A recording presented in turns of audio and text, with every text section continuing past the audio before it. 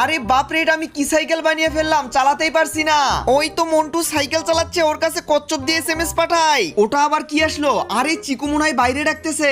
এদিকে তো আমার বউ ব্যস্ত আছে, এক্ষুনি এসএমএস এর রিপ্লাই পাঠিয়ে দেই। যা কচ্ছপ নিয়ে যা তাড়াতাড়ি। দাঁড়াও, কোথায় যাবে? বাহিরে যাওয়ার এতই শখ তোমার? বাহিরে যেতে হলে আমার এই বড়শি দিয়ে একটা মাছ ধরে দিতে হবে।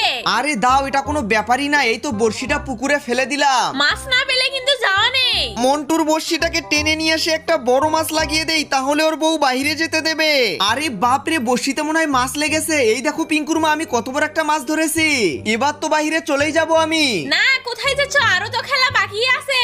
আবার কি? তারপর কি করলো তা দেখার আগে তুমি যে শয়তানকে যদি ঘৃণা করে থাকো আর আল্লাহকে যদি ভালোবাসে থাকো তাহলে ভিডিওতে একটা লাইক আর একটা সাবস্ক্রাইব করে দিও।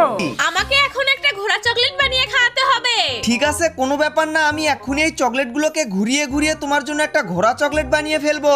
এই যে দেখো, এটাকে টেনে টেনে তোমার জন্য সুন্দর একটা ঘোড়া বানিয়ে ফেললাম। ওয়াও, অনেক সুন্দর হয়েছে, কিন্তু এটাতেও হবে না। তোমাকে এই বালতির পানিতে 1 ঘন্টা গোসল করতে হবে, তবেই যেতে পারবে। আরে সর্বনাশ, তোমাকে ওটা কে চুমা খেয়ে গেল? আমি তো চিনি না। কার এত বড় সাহস আমার বউকে চুমা খেয়ে যাস? দাঁড়া, এক্ষুনি তোকে ধরে ফেলবো। তুমি অনেক সুন্দর কাজ করেছো, এই নাও ধরো টাকা। লাগলে আবার বলিও। চল বন্ধু, এবারে তো শুধু পার্টি আর পার্টি হবে।